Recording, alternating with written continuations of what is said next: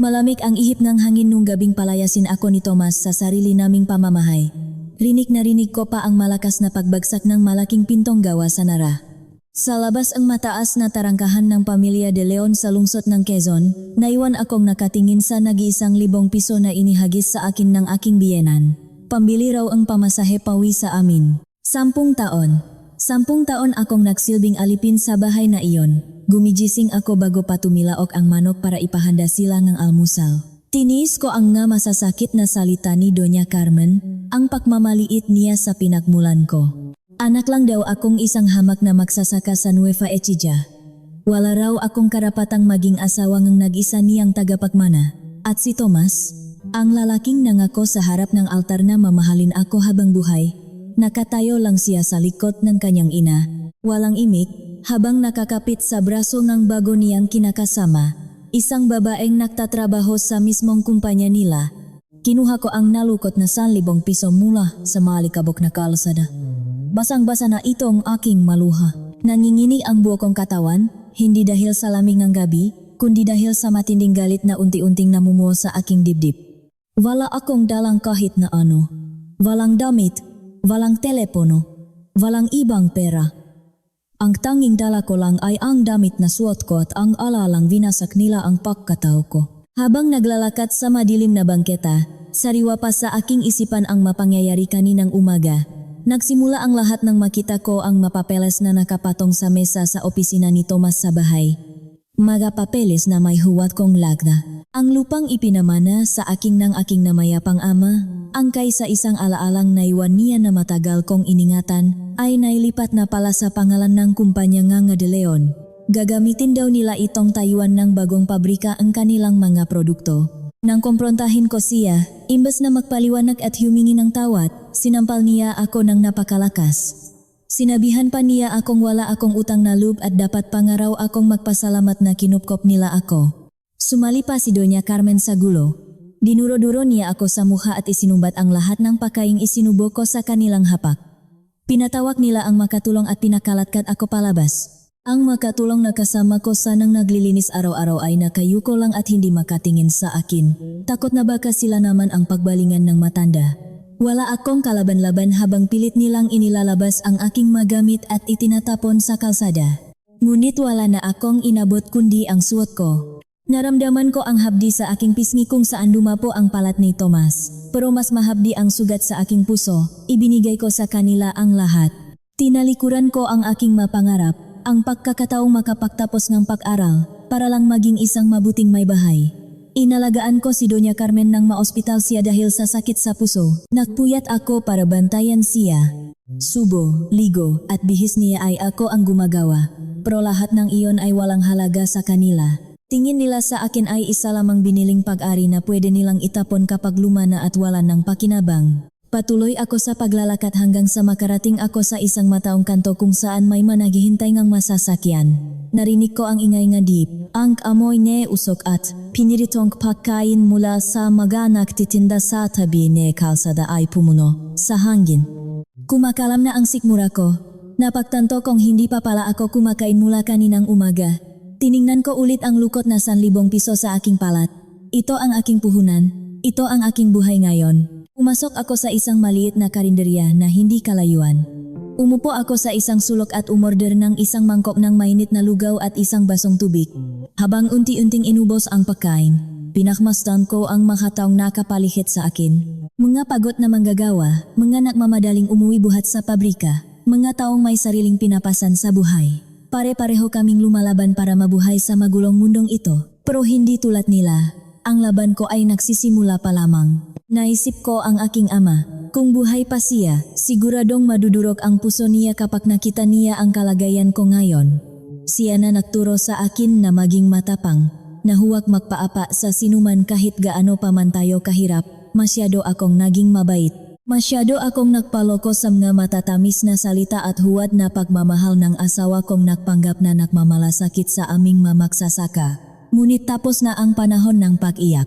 Ang bawat luhang pumapatak sa aking mga mata ngayon ay magiging bato na ipupukol ko pabalik sa kanila.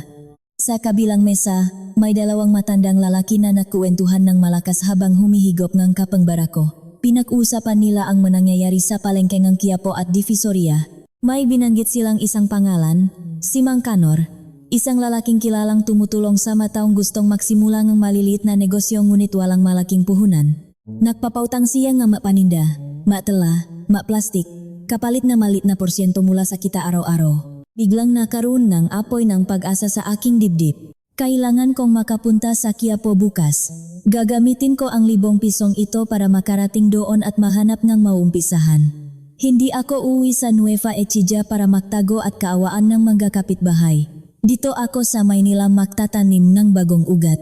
At kapag namunga ang punong itatanim ko, sisiguraduhin kong matatakpan nito ang sikat ng araw sa mansyon ng Na de Leon. Bago ako umalis sa karinderya, kinapa ko ang bulsa ng aking palda. Mayroon pa pala akong naitago bago ako kaladkarin palabas ng aking asawa. Isang maliit na bagay na nakuha ko mula sa kwarto ni Doña Carmen noong nakaraang linggo habang nililinis ko ang kanyang nagamit. Akala ko nun ay isa lamang itong lumang kwaderno na walang kwenta. Ngunit nang buklatin ko iyon kanina sa ilalim ng poste ng ilaw, nakita ko ang nga numero, nga pangalan ng kumpanya, at nga petsa. Nga palihim na transaksyon na hindi idinadaan sa tamang proseso. Mas sikretong maaring magpabagsak sa pamilyang sobrang taas ng tingin sa kanilang sarili. Patunay na ang lahat ng kanilang yaman ay galing sa pagnanakaw sa kaban ng bayan. Isinuksok ko ng maigi ang kwaderno sa aking baywang. Ito ang aking alas, ngunit hindi ko pa ito gagamitin ngayon. Walang maniniwala sa isang basahang itinapon sa lansangan. Kailangan ko munang patatagin ang aking sarili. Kailangan kong makaroon ng sariling pangalan at kapangyarihan upang kapag inilabas ko ang nga sikretong ito, wala silang ibang magagawa kundi panoorin ang pagguho ng kanilang imperyo mula sa itaas pababa. Habang nahahanap ng ligtas na masisilungan para sa gabing iyon, isang malamig na simoy ng hangin ang dumampi sa aking mukha. Nakahanap ako ng isang bakanteng upuan sa isang madilim na parke. Doon ko napagpasyahang palipasin ang gabi kasama ang malagalak na aso at mga taong grasang tulok sa semento. Yakap-yakap ang aking sarili, ipinikit ko ang aking mga mata, ngunit hindi ako makatulog. Binuklat ko muli ang kwaderno ni Doña Carmen sa liwanag ng buwan na tumatagos sa masangan ng puno. May napansin akong isang pahina na nakatupi ng maingat sa pinakadulo. Nang buksan ko ito, isang lumang litrato ang nahulog sa lupa. Pinulot ko ang litrato at pinunasan ang alikabok nito. Halos tumigil ang pagtibok ng aking puso nang makilala ko ang taong kasama ni Doña Carmen sa larawan. Isang taong malapit sa akin, na matagal ko nang inakalang namatay kasama ng aking ama sa isang trahedya maraming taon na ang nakalipas. Paano siyang nakaroon ng koneksyon sa mga de Leon? At bakit siya nakangiti habang may hawak na malaking bag ng pera sa litratong ito? Mataas na ang sikat ng araw nang imulat ko ang aking nga mata. Ramdam ko ang pangingawit ng aking buong katawan mula sa pagtulok sa matigas na sementong upuan ng liwasan. Ang ingay ng mga sasakyan at ang tawag ng mga nagtitinda ng mainit na taho ang tuluyang gumising sa aking kamalayan. Wala na ako sa malambot na kamangang mansyon. Ito na ang bago kong mundo. Inayos ko ang pagkakasukbit ng lumang kwaderno sa aking baywang. Siniguradong ligtas ang litrato ng aking ama at ni Doña Carmen. Hanggang ngayon, bumabagabag pa rin sa aking isipan ang nakita ko kagabi. Bakit makasama ang tatay ko at ang halimaw na babaeng iyon? Anong kinalaman ng pamilya de Leon sa pagkamatay ng aking ama? Mga tanong na pilit kong hinahanapan ng sagot habang naglalakad patungo sa sakayan. Sumakay ako ng pasaherong jeep patungong Quiapo. Nagbayad ako mula sa barya na sinukli sa akin sa karinderya kagabi. Habang umaandar ang sasakyan, pinakmasdan ko ang managtataasang gusalingang Maynila. Dati-rati, dumadaan lang kami rito ni Thomas sakay ng aming magagarang sasakyan na pinalalaming ang makina, hindi alintana ang hirap ng gataong nasa labas. Ngayon, isa na ako sa mga taong iyon, nakikipagsiksikan, nalalanghap ang usok at alikabok ng kalsada. Pagbaba ko sa tapat ng simbahan ng Quiapo, sinalubong agad ako ng dagat ng mataw, amoy ng sinusunog na insenso, halamang gamot at mga sariwang bulaklak. Nakakabingi ang sigawan ng mga manininda. Lumuhot muna ako saglit sa labas ng simbahan. Humingi ako ng lakas at patnubay sa itaas, hindi para makapagiganti agad, kundi para mabuhay sa araw na ito. Nagsimula akong magtanong-tanong sa mga tindera sa paligid. Hinahanap ko ang pangalang narinig ko kagabi, si Mang Kanor. Marami ang nagturo sa akin patungo sa isang masikip na eskinita sa likod ng palengke. Maputik ang daan at amoy malansa mula sa mga nagtitinda ng isda. Sa dulo ng eskinita, may isang maliit na bodega kung saan maraming tao ang nag-abang. Mga taong tulad kong may dalang pag-asa sa kakarampot na puhunan. Nang marating ko ang harap ng pila, bumungat sa akin ang isang matandang lalaki na may malalim na peklat sa kaliwang pisngi. Siya si Mang Kanor. Tiningnan niya ako mula ulo hanggang paa. Siguro ay napansin niya ang maayos kong pananalita at ang suot kong damit na bagamat marumi na ay halatang hindi mumurahin. Tinanong niya ako kung ano ang sadya ko. Sinabi kong gusto kong magtinda pero kulang ang aking pera. Inilapak ko ang nalukot na 1,000 piso sa kanyang mesa.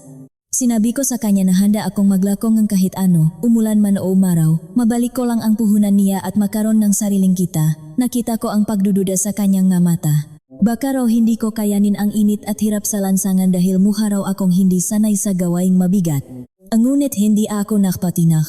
Tiningnan ko siya ng diretso sa mata. Sinabi kong wala na akong babalikan, wala na akong mauwian. At ang lansangan na ito ang tanging pag-asa ko para patunayan na hindi ako isang basahan lang. Nakita niya ang determinasyon sa aking mukha. Tumango siya at inabutan ako ng 2 malaking kahon. Laman nito ay mamagandang klase ng pamunas, sabong panlinis, at mga basahang bilok. Araw-araw daw akong kukuha sa kanya ng paninda.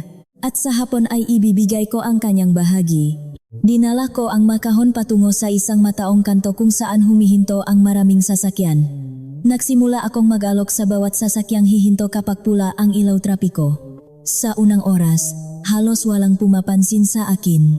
Tinataasan akong salamin, tinatawanan ng ibang driver, at itinataboy ng nga nakasakay.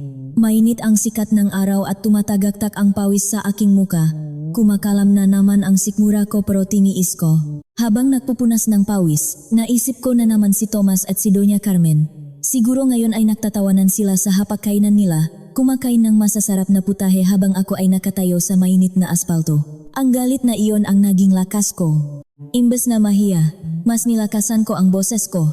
Naging mabilis ang magalaw ko. Nililinisan ko ang salamin ng masasakyan bago pa man sila tumanggi. Dahil sa sipak ko, unti-anting may mga nag-abot ng barya. Ang iba ay buong papel pa dahil nawa siguro sa aking kalagayan. Lumipas ang maghapon. Namaga ang aking mga paa at nanggitim ang aking mga kamay sa dumiyeng kalsada. Nang bumalik ako kay Mang Kanor bago dumilim, naibigay ko ang kanyang buong puhunan pati na ang kanyang bahagi mula sa kita. May natira pa sa aking sapat para makabili ng maayos na hapunan at makapagupa sa isang maliit at abang kwarto malapit sa pamilihan na inaalok ng isa sa mga tindera. Nang gabing iyon, mag-isa ako sa loob ng madilim na kwarto. Pagod na pagod ang aking katawan. Ngunit malinaw na malinaw ang aking isipan. Binuksan ko muli ang kwaderno ni Doña Carmen sa ilalim ng andap-andap na kandila. Pinag-aralan ko ang bawat numero at petsa. May isang detalye akong napansin sa tabi ng petsa kung kailan namatay ang aking ama. Isang malaking halaga ng salapi ang inilabas mula sa kumpanya ng nga De Leon patungo sa isang negosyong hindi pamilyar ang pangalan. Ngunit ang lokasyon ay sa mismong probinsya namin sa Nueva Ecija. Kinuha ko muli ang litrato ng aking ama. Napansin ko ang isang maliit na detalye na nakaligtaan ko kagabi. Sa likurang bahagi ng litrato, sa likod ng malaking puno, may nakaparadang lumang sasakyan. Ang plaka nito ay malinaw na nakasulat. Pamilyar ang sasakyang iyon. Iyon ang sasakyang ginamit nun ng tiyuhin ni Tomas nang minsang bisitahin nila ang mga lupain sa aming probinsya. Lalong lumalim ang misteryo. Kung pinatay nila ang aking ama para makuha ang lupa, bakit mukhang masaya ang ama ko habang may hawak na para kasama si Doña Carmen? At paano ako napunta sa pangangalaga ng na De Leon bilang isang asawangang tagapakmana kung ang tingin nila sa akin ay basura? May malaking kasinungalingan na nagugnay sa aming nakaraan at nararamdaman kong ang pagtuklas sa katotohanan ito ang magiging susi upang mabawi ko hindi lang ang aking dignidad, kundi ang lahat ng kinuha nila sa akin. Habang sinusuri ko ang huling pahina ng kwaderno, nakarinig ako ng mabibigat na yabag sa labas ng aking pinto. Huminto ang mayabag ng mismong nasa tapat ko na, may dahan-dahang kumatok, hindi mabilis ngunit mariin. Pinatay ko agad ang kandila at pinigilan ang aking pahinga. Walang nakakaalam kung saan ako umupa. Sino ang nasa labas ng aking pinto sa kalagitnaan ng gabi, napatigil ang pagikot ng aking mundo. Hinapa ko ang malamig na semento ng sahig at dahan-dahang gumapang patungo sa isang sulok kung saan may nakita akong isang piraso ng makapal na kahoy kaninang umaga. Mahigpit ko itong hinawakan. Nanginginig ang aking makamay at basang-basang ang malamig na pawis ang aking patuloy ang pagkatok. Hindi ito malakas, ngunit may dalang pagmamadali at babala. Sino ang makakaalam na narito ako? Wala pa akong 24 na oras sa lugar na ito. Kung natauhan ito ni Thomas, tiyak na sisirain nila ang pinto at kakalat ka rin na naman ako pabalik o baka itapon sa kung saan. Huminga ako ng malalim. Inipon ang lahat ng natitirang tapang sa aking dibdib. Dahan-dahan kong pinihit ang kalawanging busina ng pinto at binuksan ito ng bahagya. Bumungat sa akin ang mukha ni Mang Kanor. Madilim ang kanyang paligid ngunit naaninak ko ang pag-aalala sa kanyang mamata na punong-punong guhit ng karanasan. Sumenya siya na papasukin ko siya. Nang makapasok siya, mabilis niyang isinara ang pinto at isinandal ang kanyang likod dito, humihingal na tila galing sa malayo at mabilis na paglalakat. Sinabi niya sa akin sa isang mahinang tinig na may manggalalaking naghahanap sa palengke. Manggalalaking formal ang kasuotan ngunit may mangga nakasugbit na patalim at baril sa kanilang mangga tagiliran. Namimigay raw sila ng malaking pabuya sa sinumang makakapagturo sa isang babaeng nag-isang dumating sa Quiapo kagabi. Isang babaeng tumutukma sa aking hitsura. Narinig daw nga nagtitinda na pinaghahanap ako dahil may ninakaw daw akong mahalagang bagay mula sa isang kilalang pamilya. Napakagat ako sa aking ibabang labi hanggang sa malasa ko ang sarili kong dugo. Ninakaw? Sila ang nagnakaw ng buhay ko at ng lupaing tanging pamana aking ama. Hinahanap nila ako hindi dahil nag-aalala sila, kundi dahil natuklasan na nila na nawawala ang kwaderno ni Doña Carmen. Batit nilang kapag napunta sa maling kamay ang sikretong nakasulat doon, masisira ang magandang pangalan na matagal nilang iningatan sa lipunan. Tiningnan ko si Mang Kanor at tinanong kung bakit niya ako tinutulungan. Pwede na sana siyang kumuha ng pabuya para guminhawa ang kanyang buhay. Ngumiti siya ng mapait at sinabing matagal na siyang namumuhay sa kalsada para malaman kung sino ang tunay na kawatan at kung sino ang biktima. Nakita raw niya sa aking mga mata ang isang taong pinakaitan ng katarungan, isang taong tulad ng kanyang anak na babae na binawian ng buhay dahil sa panggigipit ng mamakapangyarihang tao sa kanilang probinsya noon. Mula sa sandaling iyon, alam kong may kakampi ako. Binalaan niya ako na hindi ako pwedeng lumabas bukas na ganito ang aking hitsura. Kilala ang mukha ko. Mahaba at itim na itim ang aking buhok na laging pinupuri ni Thomas noon bago pa siya magbago. Kailangan kong magibang ang anyo kung nais kong mabuhay. Pagkaalis ni Mang Kanor, kinuha ko ang isang mapurol na gunting na naiwan sa ilalim ng lababo ng inuupahan kong kwarto. Humarap ako sa isang maliit at basak na salamin na nakasabit sa pader. Tinitigan ko ang babaeng nasa salamin, pagod, puyat, at puno ng takot. Kinuha ko ang isang malaking bahagi ng aking mahabang buhok. Pumikit ako at inisip ang lahat ng sampal, pang-iinsulto, at pagtataboy na ginawa nila sa akin. Kasabay ng pagtulong ng aking luha ay ang paggupit ko sa aking buhok. Rinig na rinig ko ang pagputol ng mahibla. Wala na ang babaeng pwedeng saktan at tapakan. Ang babaeng nakatingin sa akin ngayon sa salamin ay may maikling buhok, matapang, at handang lumaban. Pinahiran ko ang uling mula sa natirang kandila sa aking mga pisngi at lik para magmukhang madungis at hindi madaling makilala. Kinabukasan, bumalik ako sa kalsada. Nakasuot ako ng isang malaking sombrero na binigay ni Mang Kanor at isang lumang pantaas na damit na panlalaki. Iba ang paraan kong paglalakad ngayon.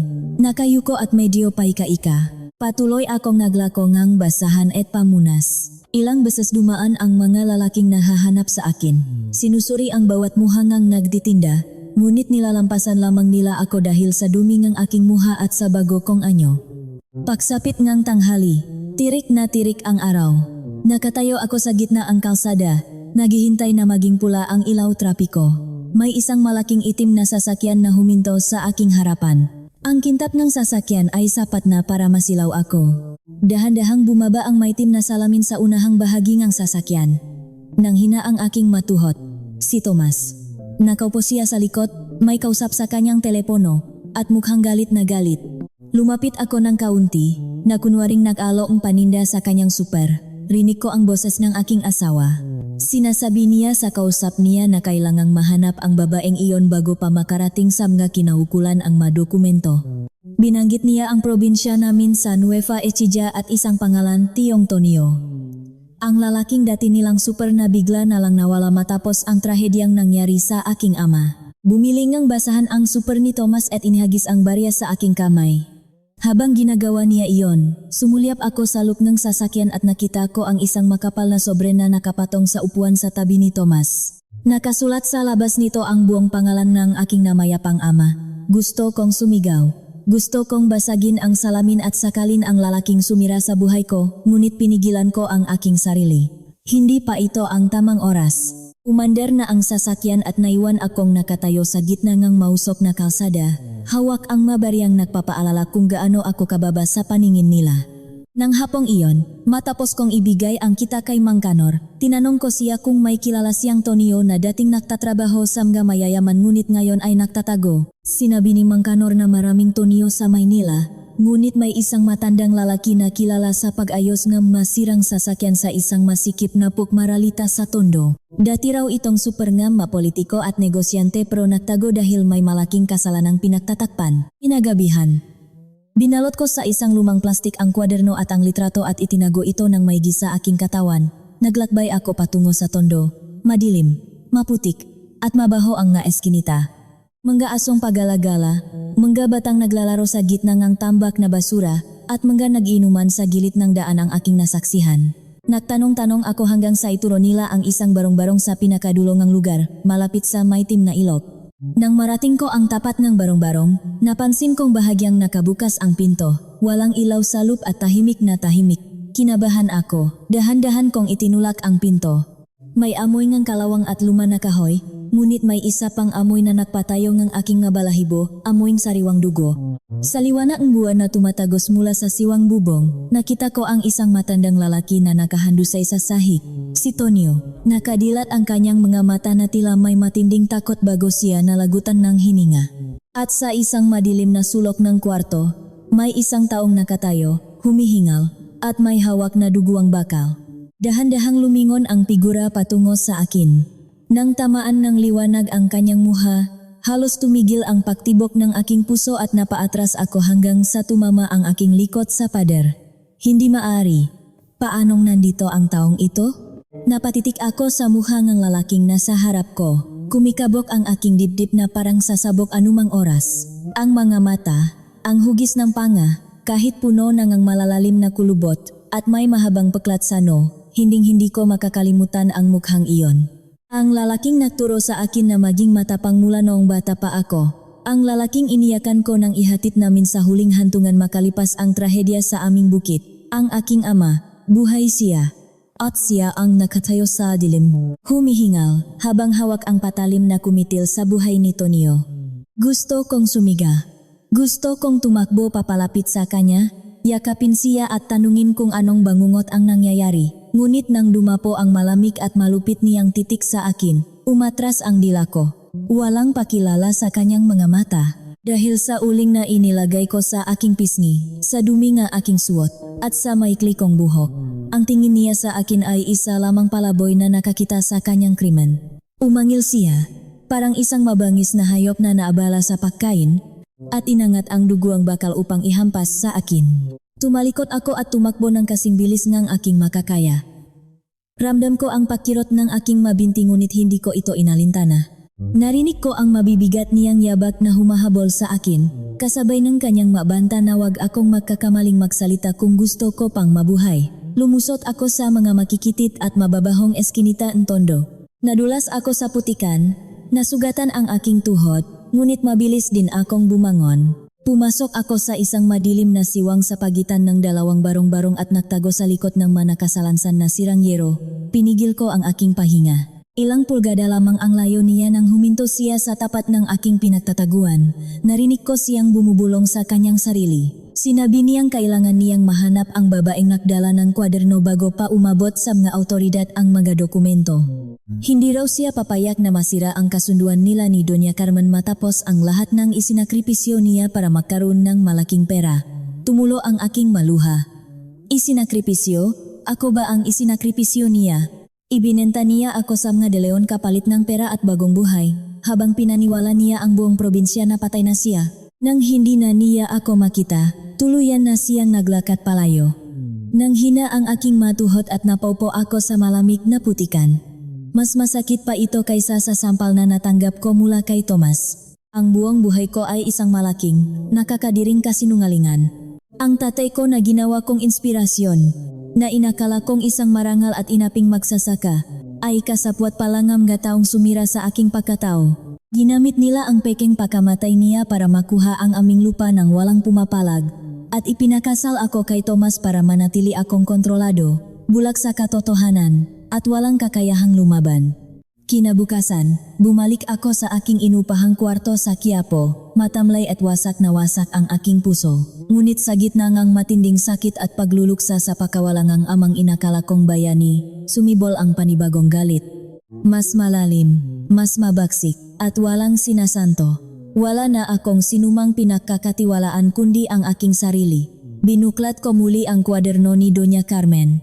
Hinanap ko ang mataong tinalo at nilokong Madeleon. Sa isang pahina, nakita ko ang pangalan ni Don Arturo Velez, isang napakayamang negosyante na inagawan ng pamilya ng aking asawa ng malaking proyekto sa tulong ng matiwaling opisyal sa pamahalaan. Ginamit ko ang natitira kong pera mula sa pagtitinda ng basahan para bumili ng maayos ngunit murang formal na damit sa bilihan ng nga lumang damit sa palengke. Nilinis ko ang aking sarili at inalis ang mga uling sa muha. Kahit maikli ang aking buhok at manipis ang aking katawan, pinilit kong tumayo ng matuwid at magmukhang may laban. Nagtungo ako sa malaking gusalingang kumpanya ng Mafeles. Matapos ang halos kalahating araw na pagmamakaawa sa mga gwardiya at palihim na pagsasabi sa kalihim na hawak ko ang sikretong magpapabagsak kay Tomas de Leon, pinayagan din nila akong umakyat sa pinakamataas na palapag. Pumasok ako sa isang napakalaki at malamig na opisina. Amoy mamahaling pabango at kape ang paligid. Nakatalikot ang malaking silyang gawa sa balat kung saan nakaupo ang tinatawag nilang Don Arturo. Nanginginig ang makamay kong hawak ang nakabalot na kwaderno. Inihanda ko na ang lahat nag-aiking sasabihin, ang mga kondisyon ko, at ang mga patunay na dala ko.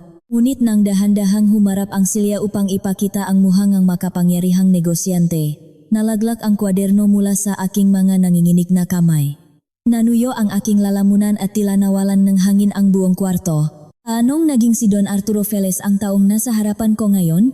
Ang taong nakaupo sa malaking silya, suot ang isang mamahaling itim na Amerikana at may mayos na gupit ng buhok ay walang iba kundi si Mang Kanor. Ang pamilyar na malalim na peklat sa kanyang kaliwang pisngi at ang magaspang na kutis ng kanyang nga kamay ang tanging nag-ugnay sa kanya sa matandang nagpahiram sa akin ng puhunan sa madilim na eskinita ng Quiapo. Hindi ako makapagsalita. Napanganga ako at halos tumigil ang paktibok ng aking puso. Naisip ko noong una na baka panibagong patibong na naman ito. Na baka ibinenta rin ako ni Mang Kanor sa Madeleon tulad ng ginawa ng sarili kong ama. Ngunit napangiti siya ng tipit, isang ngiting puno ng lungkot at pangunawa, at tumayo para tulungan akong pulutin ang nahulog na kwaderno. Inalalayan niya akong umupo sa isang malambot na sopa at ipinagtimplang ng mainit na kape. Doon niya ipinaliwanag ang lahat ng bumabagabag sa aking isipan. Siyang nga si Don Arturo Velez. 5 taon na ang nakalipas, tinangkang ipapatay ng pamilya ng king asawa ang kanyang buong angkan upang makuha ng walang kahirap-hirap ang pinakamalaking kontrata sa gobyerno na magpapayaman sa kanila ng husto. Pinagbabaril ang kanilang sinasakyang kotse pauwi mula sa isang pagtitipon. Namatay sa kanyang mabisik ang pinakamamahal niyang asawa at ang kaisa-isa nilang anak na babae na kasing edad ko sana ngayon. Siya ay himalang nakaligtas ngunit naktamo ng malaking sugat na naging peklat sa kanyang muha. Upang maprotektahan ang kanyang sarili, makaiwas sa tuluyang pagpatay ng de Leon, at makapagplano ng malalim na paganti, nagpanggap siyang patay. Ipinaubaya ang natitirang kumpanya sa kanyang pinakakatiwalaang kapatid, at namuhay bilang isang pulubi at tagapakpautang sa maduduming kalsada ng Maynila. Ipinaliwanag niya na matagal na niyang pinababantayan ang bawat kilos ng de Leon. May mga tauhan siya sa loob ng mansyon. Nang gabing palayasin ako at itapon sa kalsada na parang basahan, nalaman niya agad ito. Ang pagtulong niya sa akin sa Quiapo ay isang malaking pagsubok. Gusto niyang malaman kung tulad ako ng aking asawa at ng aking ama na madaling mabili ng pera at kapangyarihan, o kung may natitira pa akong dangal at tapang na pwedeng magamit sa paglaban. Nakapasa ako sa kanyang pagsubok ng piliin kong magtrabaho ng marangal sa ilalim ng tirik na araw kaysa sumuko at magmakaawa pabalik sa impyernong aking pinanggalingan. Nang marinig ko ang kanyang kwento, kusang tumulo ang aking ngaluha. Pareho kaming nawalan ng pamilya, pareho kaming ninakawan ng kaligayahan dahil sa kasakiman ng isang pamilya. Ibinigay ko sa kanya ang kwaderno at ang litrato ni aking ama. Sa tulong mapinagkakatiwala ang tauhan ni Don Arturo, madali nilang nabasa at naunawaan ang manakatagong mensahe at numero. Ang buong yaman ang mga De Leon ay nakatayo sa isang napakalaking kasinungalingan, mga ninakaw na buwis, mga inagaw na negosyo at mga pinatay na kalaban. Ngunit ang pinakamalaking revelasyon na dumurog sa aking pagkatao ay ang tungkol sa lupang pamana ng aking ama. Hindi pala ito basta lupang sakahan tulad ng paniniwala naming mataga-bukit. May natuklasang napakalaking deposito ng ginto sa ilalim nito, kaya ganon na lamang ang kadesperaduhan ng De Leon na makuha ang buong lupain. Ibinentang ang sarili kong ama ang aking kinabukasan at ang lupain ng aming mga ninuno kapalit ng malaking halaga ng salapi at bagong pagkakakilanlan bilang isang tagabantay ng mga sikreto ng mga De Leon sa Maynila. Ang pagkangpakamatay niya ay bahagi ng kasunduan para walang makagambala sa pagkuha nila sa lupa. Ipapakasal ako kay Tomas upang manatili akong kontrolado at bulak sa katotohanan. Nag-apoy ang aking kaluban. Ang lahat ng paghihirap ko, ang pagiging alipin ko kay Doña Carmen, ang bawat sampal ni Tomas, lahat iyon ay binayaran ng sarili kong ama. Kinuha ni Don Arturo ang aking mga nanginginig na kamay at sinabing dumating na ang panahon ng panininggil. May gaganaping napakalaking piging ang De Leon sa darating na katapusan ng linggo para ipagdiwang ang ika-50 anibersaryo ng kanilang kumpanya. Inimbitahan nila ang lahat ng malalaking opisyal, politiko at mga sikat na personalidad sa bansa. Ito raw ang perpektong pagkakataon para ibunyak ang lahat sa publiko at pabagsakin sila ng tuluyan. Ngunit may isang mahalagang bagay pa na kulang upang maging matibay ang aming ebidensya at siguradong mabubulok sa kulungan sina Tomas at Doña Carmen. Kailangan naming makuha ang orihinal na titulong naming lupa at ang orihinal na kasunduan na nilagdaan ng aking ama na nakatago sa lihim na kahadeyero sa loop ng pribadong silit ni Tomas sa mansyon. Pumayag akong gawin ang mapanganib na misyon. Walang ibang nakakaalam ng pasikot-sikot sa malaking bahay na iyon kundi ako na naglinis ng bawat sulok nito sa loop ng 10 taon. Sa buong linggo, sinanay ako ng matauhan ni Don Arturo. Tinuruan nila akong maglakat ng may kumpiyansa, magsalita ng tuwid, at kumilos tulad ng isang tunay na babaeng may pinag-aralan at mataas na katayuan sa lipunan. Iba na ang kilos ko. Hindi na ako ang babaeng nakayuko at laging humihingi ng tawad. Binihisan nila ako at binigyan ng bagong pangalan. Ako ngayon ay si Senyora Victoria, isang mayamang mamumuhunan mula sa ibang bansa. Sumapit ang habi nga malaking piking. Suot ang isang kumikinang na pulang damit na hapit sa aking katawan, mga mamahaling alahas na ipinahiram ni Don Arturo, at isang magarbong maskara na nagtatakip sa itaas na bahagi ng aking mukha para hindi agad makilala. Pumasok ako sa malaking bulwagan ng mansyon ng mga De Leon. Pabango nga mayayaman, amoy nga inihaw na karne, at ang malambing na tuktong ng mga instrumento ang sumalubong sa akin. Halos hindi ko makilala ang sarili kong bahay. Puno ito ngang matitingkat na ilaw at mga taong nagpaplastikan, nagtatawanan habang hawak ang mga baso ng alak.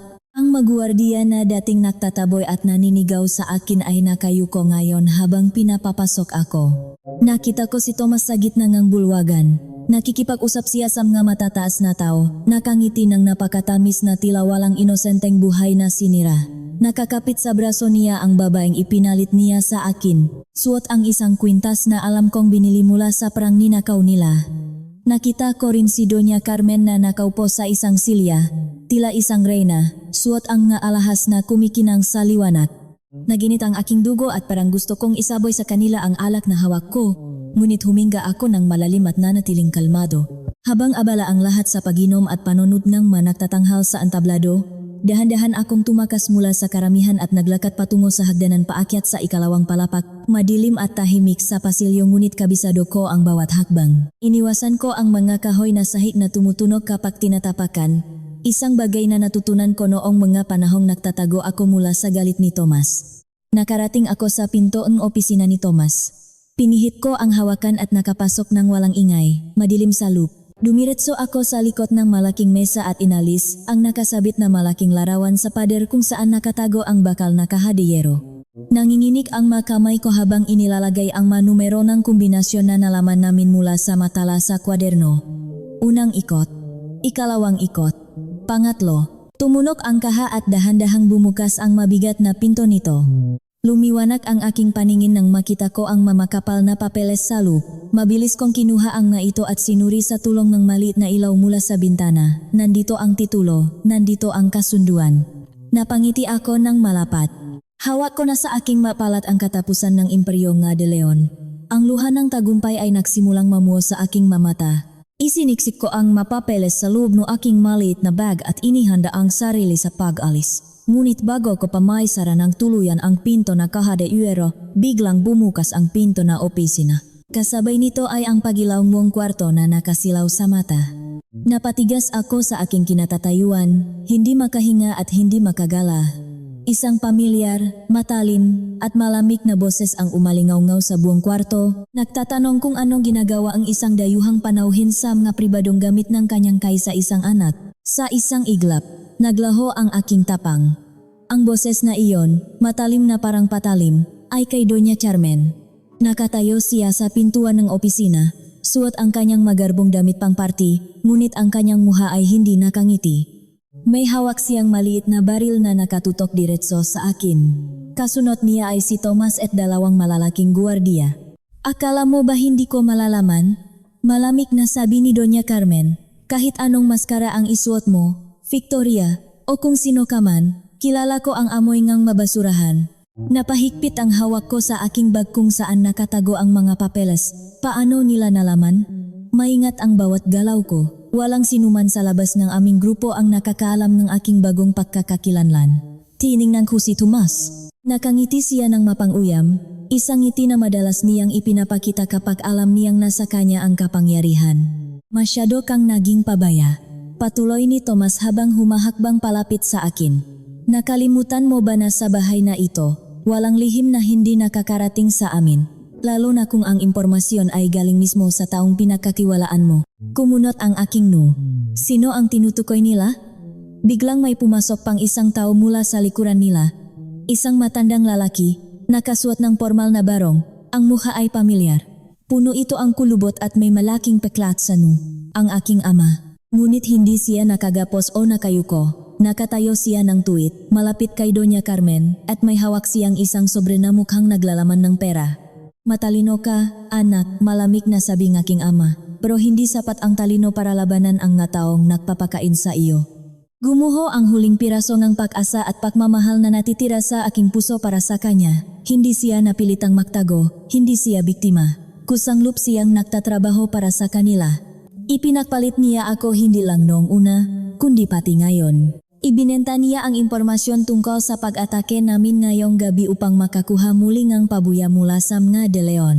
Ibigay mo sa akin ang bag, utos ni Tomas, inilalahat ang kanyang kamay. O baka gusto mong gawin namin sa iyo ang ginawa namin kay Don Arturo at sa pamilya niya 5 taon na ang nakalipas? Tumingin ako sa paligid, dalawang guwardiya, si Tomas, si Doña Carmen na may baril, at ang sarili kong ama na nagtaksil sa akin. Wala akong laban. Inilapit ni Tomas ang kanyang kamay at sa pilitang kinuha ang bag mula sa aking mga nanginginig na daliri. Binuksan niya ito at kinuha ang mga papeles. Napangiti siya ng malapat nang makita ang titulo at ang kasunduan. Masyadong madali.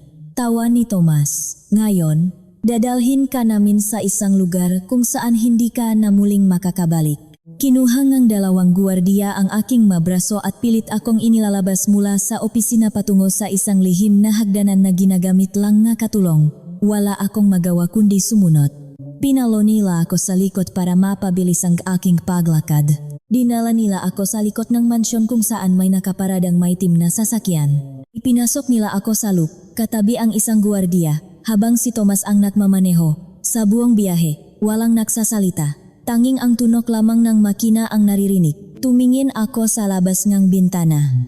Ang matitingkat na ilaw ng lungsod ay unti-unting napalitan ng madilim na magapuno. Patungo kami sa isang liblib na lugar sa labas ng Maynila. Alam ko na kung anong mangyayari sa akin. Ito na ang katapusan ko. Makalipas ang higit 1 oras, huminto ang sasakyan sa isang inabandonang bodega malapit sa isang bangin. Pilit nila akong pinababa. Ang malamig na hangin ng gabi ay humampas sa aking mukha. Dinala nila ako sa dulong bangin. Tumingin ako sa ibaba. Ang dagat ay nangangalit. Sumasalpok ang malalakas na alon sa mamatutulis na bato. Paalam, sabi ni Tomas. Inilabas niya ang baril na ibinigay sa kanya ni Doña Carmen at itinutok ito diretso sa aking ulo. Pumikit ako. Naisip ko si Mang Kanor. Naisip ko ang pangarap kong magsimula muli. Naisip ko ang magkasalanang hindi ko nabigyan ng katarungan. Handa na akong tanggapin ang aking kapalaran. Ngunit bago pa makalabit ni Tomas ang gatilyo, nakarinig ako ng isang pamilyar at nakakabinging tunog na nagmula sa dilim. Isang putok ng baril na hindi nanggaling kay Tomas. Nakita ko ang pagkabigla sa kanyang muha habang unti-unting nabitawan ang kanyang armas at napaluhod sa lupa. Bumagsak si Tomas sa mabato at malamig na lupa. Hawak niya ang kanyang kanang balikat kung saan umaagos ang masaganang dugo. Nabitawan niya ang baril na ilang pulgada na lang sana ang layo sa aking muha. Umalingaw-ngaw ang kanyang sigaw ng sakit sa buong bangin. Sinasabayan ang pahampas ng malalakas na alon sa ibaba. Napatili si Doña Carmen at mabilis na lumapit sa kanyang anak. Binalingan niya ng galit na tingin ang madilim na kakahuyan kung saan nagmula ang putok. Mula sa mga anino ng malalaking puno, unti-unting lumabas ang mga pamilyar na figura. Nauna nang maglakad si Don Arturo, o mas kilala ko bilang Mang Kanor, hawak ang isang umuusok pang maliit na baril. Kasunod niya ay ang napakaraming alagad ng batas na nakatutok ang maarmas kina Doña Carmen, sa magwardiya, at maging sa sarili kong ama. Sinabi ni Don Arturo na matagal na niyang pinaghihinalaan ang aking ama simula nang dumating ito sa Maynila. Ginamit lamang daw nila ang piging at ang bekang paktakas ko upang palabasin ang tunay na kulay ng Mga de Leon at mahuli sila sa mismong akto ng pagtatangkang pumatay. Habang nakakagulo sa bangin, nakapasok na rin ang ibang tauhan ng pulisya sa loob ng mansyon upang kumpiskahin ang lahat ng ebidensya ng kanilang nanakaw na yaman. Nang marinig iyon ni Doña Carmen, tuluyan siyang napaluhod sa putikan. Ang kanyang matapang at palalong mukha ay napalitan ng labis na takot at kawalan ng pag-asa. Ang koronang kanyang kasamaan ay tuluyan ng nalaglag. Wala siyang nagawa kundi panorin ang pagbagsak ng kanyang pinakaingatang pangalan. Binalingan ko ang aking ama. Pilit siyang nagpupumiglas mula sa pagkakaposas. Tumitingin siya sa akin. Umiyak at nagmamakaawa. Sinasabing ginawa niya lang ang lahat ng iyon dahil binantaan din ng Mga de Leon ang kanyang sariling buhay noong una. Ngunit naging bato na ang puso ko para sa kanya. Nilapitan ko siya, pinunasan ang luha sa aking mamata, at sinabing sana ay naging totoo na lamang ang kanyang pagkamatay. Dahil linggi ang lalaking nakatayo sa aking harapan ngayon ay hindi ang amang kinilala at minahal ko sa Bukit Nun. Tinalikuran ko siya habang isinasakay sila sa malamig na sasakyan ng mga autoridad. Kinuha ko mula sa lupa ang mga papeles na nabitawan ni Tomas. Ang titulo ng aming lupa at ang kasunduang nagpapatunay ng lahat ng kanilang kasinungalingan. Wala na silang kawala. Hawak ko na ang susi ng aking kalayaan. Lumipas ang ilang buwan, naging laman ng lahat ng balita at pahayagan ang pagbagsak ng imperyo ng Mga de Leon. Napatunayan ang lahat ng kanilang katiwalian at patong-patong na kasongang pagpatay ang isinampalaban sa kanila. Nabubulok na ngayon sa isang maliit at madilim na selda si Tomas at ang kanyang ina, malayo sa karangyaan at kapangyarihang minsang naging sandatan nila para mang-apingang mawalang laban. Ang asawa naman niyang ipinalit sa akin ay tumakas tangay ang kakaunting natirang prangunit na huli rin kalaunan sa isang pantalan patungong ibang bansa. Sa tulong ng magagaling na kaibigan ni Don Arturo, nabawi ko ang buong lupain sa Nueva Ecija pati na ang nakatagong yaman sa ilalim nito. Hindi ko ito ibinenta o inangkin para sa sarili kong luho. Nagtayo akong isang malaking samahan para sa mamagsasaka, nagbigay ng libreng pag-aaral para sa kanilang maanak at siniguradong walang sinuman ang daranas ng hirap na pinagdaanan ko. Bumalik ako sa probinsya at nagpatayo ng isang simple ngunit matibay na bahay sa gitna ng malawak na palayan. Wala ng maikling buhok at maduming muha, ako na ngayon ang tunay na nagmamay-ari ng aking buhay. Unti-unti ring naibalik ni Don Arturo ang yaman at kumpanya ng Afeles at naging isang malapit na tagapayo ko sa mga pangaraw-araw na pamumuhay. Isang hapon, habang nakaupo ako sa balkonahe at pinakmamasdan ang ginintuang paligid dahil sa palubok na araw, may isang sasakyang dumating. Bumaba mula rito si Don Arturo. May dala siyang isang lumang sobre na selyado pa. Sinabi niyang nakuha ito ngang kanyang matauhan mula sa mga personal na gamit ni Doña Carmen bago ito tuluyang nasira ang isip sa loob ng kulungan. Nakasulat sa labas ng sobre ang aking pangalan. Nanginginig ang aking makamay nang buksan ko ito. Laman nito ay isang kupas na katibayan mula sa isang malayong bahay ampunan at isang maikling sulat na may pirma ng dating matandang tagapag-alaga ng Mga de Leon. Habang binabasa ko ang masalita, parang biglang huminto ang pag-ihip ng hangin at nanlamig ang buo kong katawan. Ayon sa sulat, ang sanggol na idiniklara nilang patay sa aking sinapupunan 8 taon na ang nakararaan, ang kaysa isang anak na iniyakan ko ng sobra hanggang sa mawalan ako ng ganang mabuhay nun, ay nabuhay pala. Inilihim nila ito at ipinamigay sa ibang tao upang hindi makaroon ng tunay na tagapagmana ang aming pamilya sakaling magising ako sa katotohanan. Nakatingin ako sa malayo habang pinipigilan ang pagtulo ng aking mga luha. Kung totoo ang lahat ng nakasulat sa kapirasong papel na ito, nasaan ngayon ang aking anak at paano ko siya matatagpuan sa mundong ito na puno pa rin ng panlilinlang?